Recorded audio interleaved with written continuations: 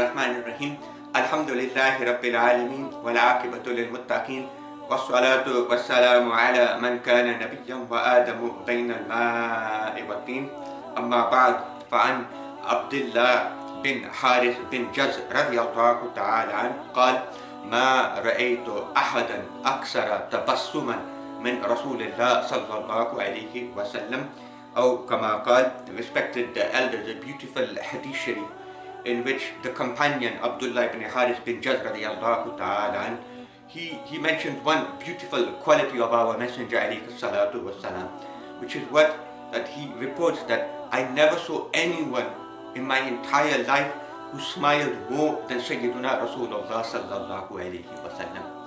And subhanallah, we know this from so many other reports and stories as well, that our Messenger alayhi salatu wassalam, he was an eternal optimist. He was always smiling.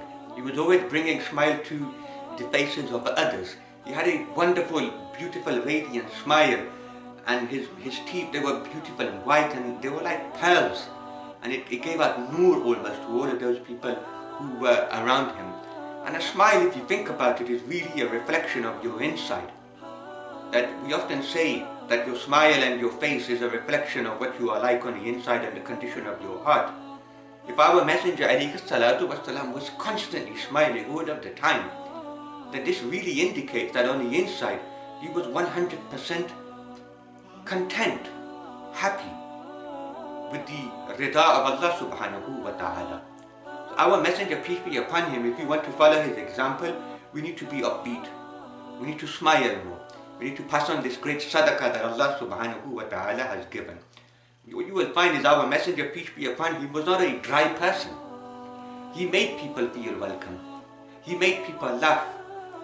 There are many occasions that sometimes our Messenger alayhi salatu wasalam would joke with people. But importantly, even his joking with people, it would be with the truth. The one area where sometimes we are a bit more liberal when it comes to truth and lying, when it comes to having a laugh with people, having a joke with people. But our Messenger alayhi salatu wasalam, even when he did joke with people, subhanallah, he never lied. There's one beautiful story. I believe it was at a time when a jihad was about to take place. One companion came to our Messenger alayhi salatu wasalam and said that, Ya Rasulullah, I have come to you requesting a camel, please, so that I can ride upon it. Our Messenger alayhi salatu wasalam, with that beautiful smile, he said to this companion, he said, I will give you a camel, but I will give you a baby camel, and you can ride and transport yourself on the baby camel. The companion, he became a bit worried and a bit anxious, that how on earth am I going to ride on a baby camel?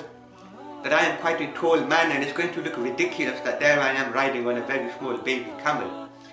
And the man became very, very worried, and our Prophet alayhi salatu wasalam saw that in his face.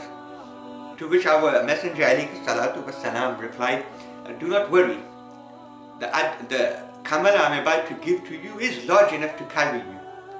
But when I said baby camel, I did still mean that. Why? Because no matter how old a camel is, it is still a baby for its mother. So when I said I'm going to give you a baby camel, I was not lying. I was having a joke with you, but certainly I was not lying.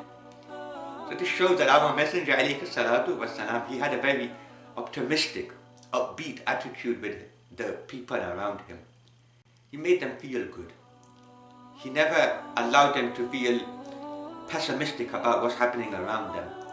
Even in the most bleakest of situations, the Battle of Badr, the Treaty of Hudaybiyah, our Messenger alayhi salatu wasalam, he kept smiling throughout these things.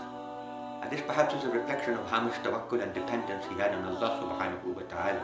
One thing I will mention to conclude about this beautiful report, this story and this joke that our Messenger alayhi salatu wasalam had with this companion, is that you and I should reflect on this as well if our parents are still alive.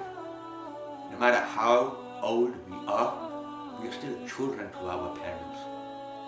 No matter how successful, no matter how white our beards become, we are still children, and we are still very, very little in the eyes of our parents. No matter how many degrees we accumulate, no matter how much wealth and how much success comes our way, the authority of our parents, it still dominates our lives, and certainly it should be like that. May Allah subhanahu wa ta'ala protect all of our Muslims. May Allah subhanahu wa ta'ala protect our parents in particular. Ameen. Wa ma alayna illa al-balagh al-mubin.